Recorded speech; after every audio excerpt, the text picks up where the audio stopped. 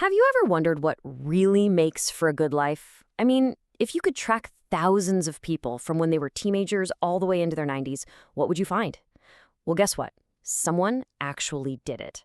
For over 80 years, the Harvard study of adult development has done exactly that. And let me tell you, its findings might just change how you think about, well, everything. So let's rewind the clock way back to 1938. Researchers at Harvard started this absolutely epic project, following the lives of 724 young men.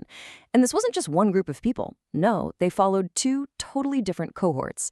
One was a group of sophomores from Harvard, pretty privileged guys. The other, boys from some of the poorest, most disadvantaged neighborhoods in Boston. And they didn't just stop with them.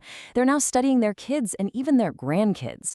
I mean, just think about that for a second. Over 80 years of continuous research. We're talking 4 generations of scientists passing the torch, meticulously collecting every piece of data you can imagine, from brain scans and blood work to actually talking with their families, all to answer one single fundamental question. Okay, so after all that time, after sifting through literal mountains of data from thousands of lives, what did they find? What was the big secret? Well, the answer was surprisingly simple. And it flew in the face of almost everything we're told about what makes for a happy life. This was it. This was the central question of the entire study.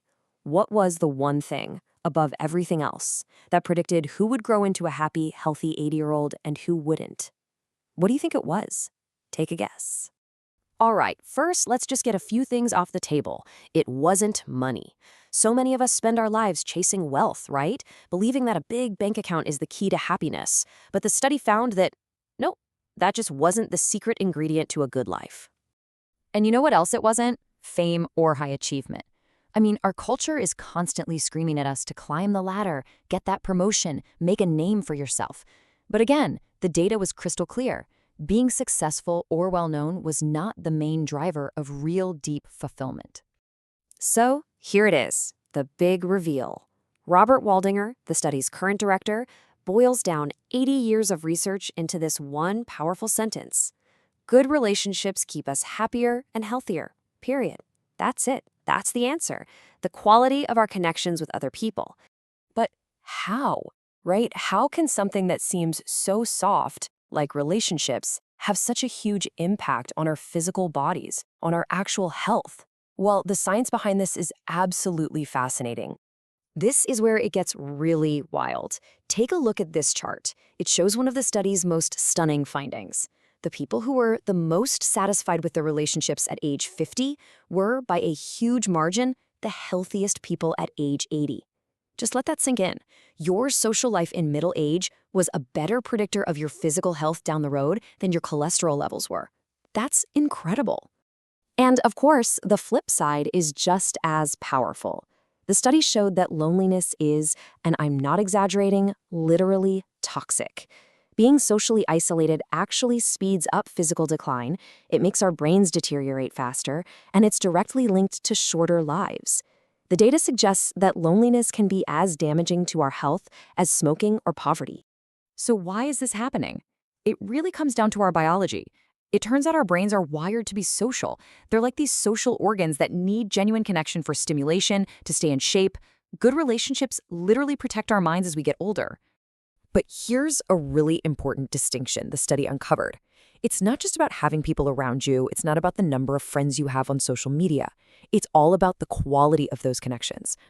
The researchers found that being in a high-conflict relationship, one with a lot of arguing and a lack of trust, was actually worse for a person's health than being alone.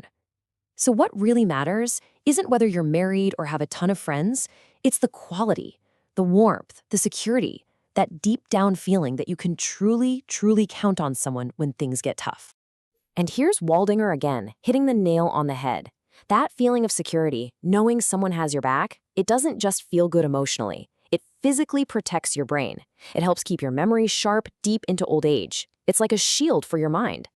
You know what's so amazing about all this? This massive 80-year scientific study is basically just proving an ancient piece of wisdom, something people have known for centuries. And it's a truth we desperately need to hear today, more than ever. Because here's the reality check. In 2023, the U.S. Surgeon General declared loneliness a public health epidemic. An epidemic. Right now, about half of all American adults report feeling measurably lonely. We are living in a crisis of disconnection. And this is the central conflict, isn't it?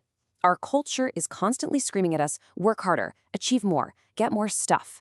But after 80 years, the science tells a completely different, much quieter story.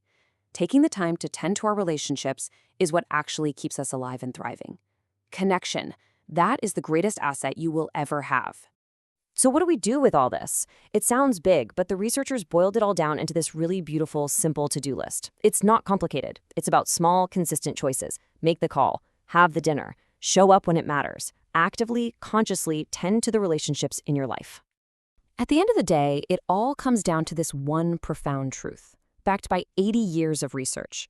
The good life isn't built with money or fame or achievement. It's built one small interaction at a time with good relationships. So the question the study leaves us with is, what relationship will you tend to today?